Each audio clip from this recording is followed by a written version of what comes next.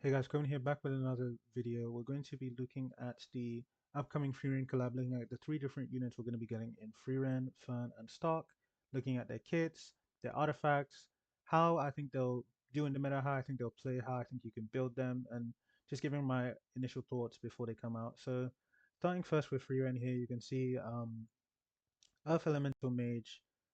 This is the Ludwig ML Ludwig base stats, very high attack, base crit chance built in, decent speed, obviously low health, decent defense because she's a mage, and then self imprint is crit hit chance, so it's pretty much exactly Green Ludwig. So you can probably tell she's going to be like an aggressive, more aggressive, maybe cleave aggro style unit. And starting off with her passive, her skill 2, at the start of the battle, grants 40% resource increase to all allies during battle. When soul is 4 or higher, it grants defensive magic, and after being attacked, increases combat readiness of all allies by 7, which rises to 10%. And this 40% resource increase is very, very interesting. It's the first unit I think we have that increases your initial resource increase. We checked the video, and it looks like obviously it's an initial thing. I don't think it works throughout the battle. Let me know if I'm wrong. And this is very good for a lot of like British style scenarios because she pairs amazingly well with something like a Successor Teu because he doesn't need any pushback anymore because he will start with 100. Same thing with C Pavel, he doesn't need any crits, he'll start with 100. Maybe a more defensive option with something like a young Senya, she should start with 100 if you put Frieren at the front because she's a green unit.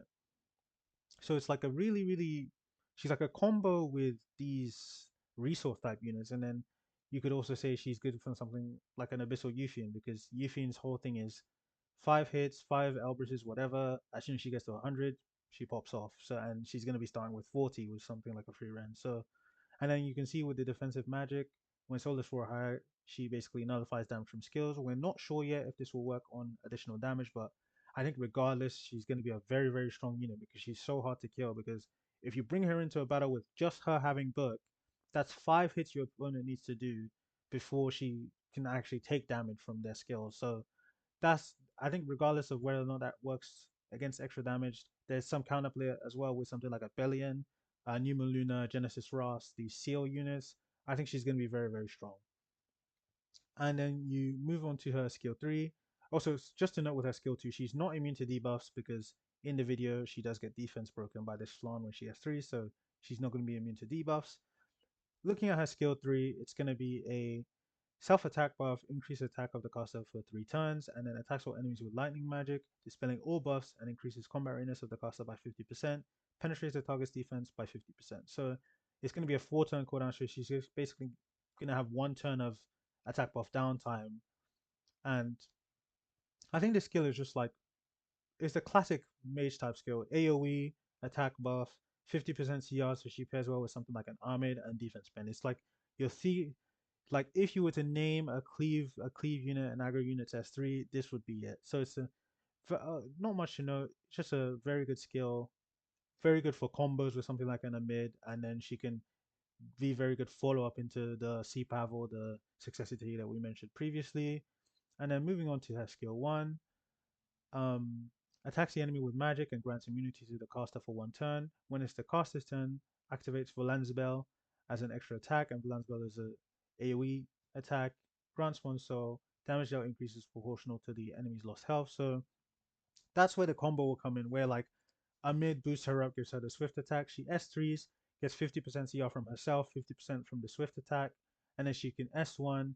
And this is even more of a clear sign that she's a combo unit because her damage dealt increases proportional to the enemy's lost health. So it's either you can decide to S1 when she gets a turn when you're using her with something like a Cavill, or if you're using her with an Ahmed, you can S3 into S1 and you're getting more damage the lower the enemy is. So very, very good combo unit. I think she's going to be a great addition to the meta because we're kind of lacking these AoE DPS that have some kind of resistance to damage, and I think she can fit into multiple styles. I think she can be a cleave. She's mainly a cleave aggro unit, but I think she can have some potential in turn 2 if you're able to protect her well enough.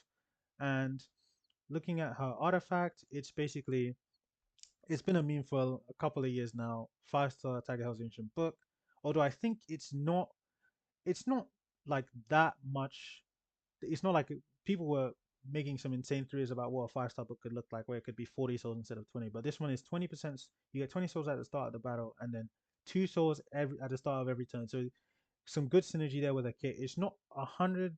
It's not like the 40 souls or the 4 souls you need for the passive, but when you encounter the one she gets from her initial S1 and the one she gets from the extra proc, that's 4 souls every turn. So she has at least one of those every turn. And then another big thing to note is you get the 5-star base stats with a 5-star book. So very, very good artifact. I think it's going to be her best in slot, definitely. And I think it could be good on some other mages. Maybe those mages who prefer longer fights, mages with cheap soul burns like Archdemon Shadow. Maybe a New Moon Luna could also use this. But I think it's a very good artifact. One you want to max. One you might want to have copies of if you're a big spender, but I don't think uh, I wouldn't recommend it if you're like a free to play, low spend type of player. So yeah, I think Frieren is a very good unit. I think she's going to be very strong in the meta. And let's move on to Fern. So next unit here is going to be Fern. You can see here she's going to be an Ice Mage with again the self-imprint crit chance. And I think this is Giselle's base stats. Very high crit rate, high attack, low health and high defense because she's a mage and she's slow. So yeah, I'm pretty sure this is Giselle's base stats, but Giselle is self-imprint attack, if I remember correctly. Starting off with her skill 2. At the start of the battle, gains 3 focus, so she's a focus unit. Increases speed by 15% and evasion by 20% for each focus. When successfully evading focus, or consumes 1 focus and it decreases skill cooldowns by 1. So this is like an old version of Sylvian's passive, but with different sort of label because you have the increased speed, she's going to start with 5 focus with the skill enhancement. So you're going to get 75% speed and 100% evasion, which is insane if you ask me. Because, like, if you think about it for 1 second, let's say you build her 200 speed. 200 speed is with this 75% boost is going to be 350 speed in battle. And Zio with his 20% CR push is effectively around 330. So you could see scenarios where this unit is outspeeding Zio, and if you build her full damage alongside that, because 250 speed full damage is not that difficult to do. She's going to be one-shotting that Zio. So you could say in a sense she's a counter to Zio. And then when you also count the fact that even if she doesn't take the first and then you build her way like a lot slower, she's still getting 100% evasion. And she has amazing synergy with the new set. We just got the Riposte set where when you dodge, 70% chance to counter. So that's gonna be like I think her best in slot set. Moving on to her skill 3. After granting increased attack to the caster for 1 turn, attacks the enemy with the spell to kill demons. Penetrates the enemy's defense by 70%. Damage that increases proportional to the caster's speed. Begins the first battle with a 4 skill cooldown count. So she can't S3 at the start of the battle. It's a 5 turn cooldown, but it's going to go down very quickly with her passive. Whenever she gets hit, she's going to use 1 focus to decrease the skill cooldown of this. So I think a lot of scenarios, she's going to be a unit you probably want to either kill all her units and leave for last, or you want to focus her early. So you could have some games where you get to S3 turn 1, some games where you don't get to S3 for a number of turns. Kind of depends. But I think the skill is going to do a lot of damage. Like it's a self attack buff. She penetrates defense by 70%. So you could see the penetration resistance frenzy we have right now, and then Imperial Ilinov, Dien going to be strong units against her. But I think this is a very good skill 3. Pretty much everything you want for a damage skill 3. And looking at her skill 1, obviously, this gives her 1 focus. After granting increased attack to the caster, so she self-attack buffs on every skill, attacks the enemy with magic. When focus is 3 or higher, decreases skill cooldowns by 1 turn. So this is kind of like the counter to punish them for not hitting her. If you don't hit her, she's going to be decreasing her skill cooldown by 2 herself. So she's going to get her S3 up very quickly anyway. And then once again, damage dealt increases proportional to the caster's speed. And then her soul burn makes it hit all enemies, and then she can't trigger a dual attack or counter attack. And I just quickly wanted to check her skill 3. So her skill 3 also does give her a focus. That's very, very good. So I think this unit is like she's gonna have 2 very interesting ways to play, because you can take the cleave anchor type angle where she goes speed set. She's like the fastest unit in the game, taking infinite turns, and she gets to go first. She's full focus almost all the time. And then you could also go the turn 2 route where you build her slower, higher damage, and you look to take advantage of the 75 speed, 75% speed, 100% evasion because, and that will likely be like a repose set type build versus a speed set type build. And I think this is a unit where it could pay dividends to have two of her.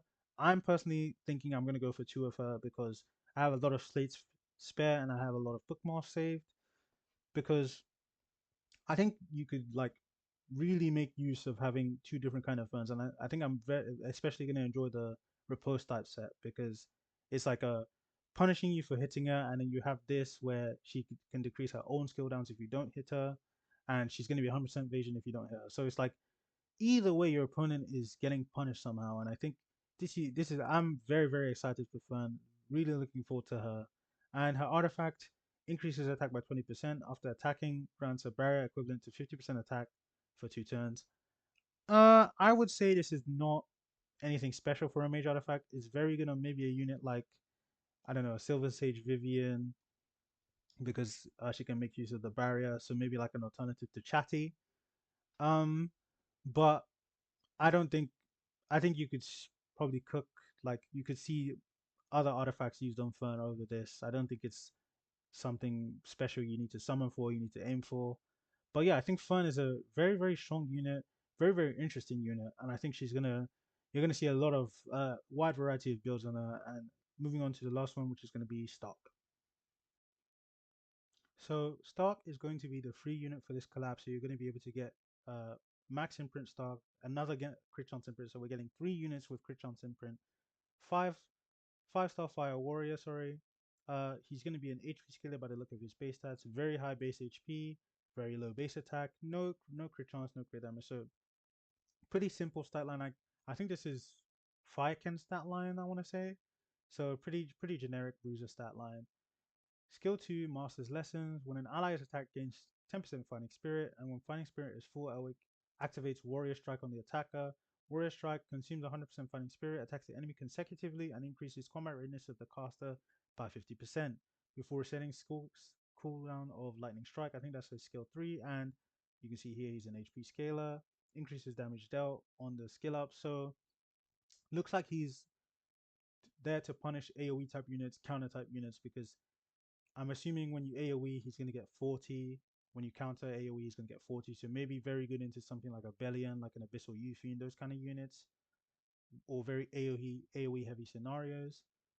And looking at his skill 3 here, Lightning Strike attacks the enemy by slamming down with an axe, penetrates the target's defense by 50%. So all three of them are pen units. So we mentioned before the Ilinov, the Yen, and the penetration frenzy is going to make it more difficult for them. Damage dealt proportional to the caster's max health, and damage dealt increases every time the skill is used, stacking up to 3 times. So that might be the reason where you have the reset on his skill 2. So he's like supposed to be spamming his skill 3, get to max stacks as soon as possible, and then obviously 10 souls to increase damage dealt, 4-turn cooldown. I think pretty good skill 3. Nothing. I don't think he's gonna be as special as the other two, of course, because he is free. But I think this is still a pretty interesting bruiser because you get the he's getting to AoE, he's resetting his skill 3, spamming that. Maybe it could be every turn depending on how many times you get hit and how many maybe skill 1s he gets. If you maybe build him on counter and moving on to his skill 1, you get 20 fighting spirit, attacks the enemy with an axe, inflicts provoke for 1 turn, damage that increases proportional to the caster's max health. Very short, very to the point. Skill 1, you get 20 fighting spirit, a little bit of damage, you get the provoke. So his play pattern is going to be pretty simple. You're going to provoke like a high value unit, like maybe a single target unit because AoE, your whole team's getting hit anyway. So you want to provoke someone that wouldn't normally hit him. He's going to S3, reset S3, and he's basically like chipping someone down. I think his usefulness in the kind of PvP scenario is going to be dependent on how much damage the S3 does. Like is my maybe 1 or 2 stack S3 doing a lot of damage to an Abyssal Youth to I don't know a boss Arunka? Is he able to kill those kind of bruiser units you're going to be picking him into? So looking at his artifact, when attacking with a single attack, increases damage up by 20%. So this is like I guess a HP HP favored version of Pipet Lance. Nothing special with the artifact. You will get it max imprint, so not much to say. You're not going to be summoning for it, so It's a nice free artifact, nothing special. And I think Stark, that's pretty much the story of Stark. He's very dependent on how good his multipliers are.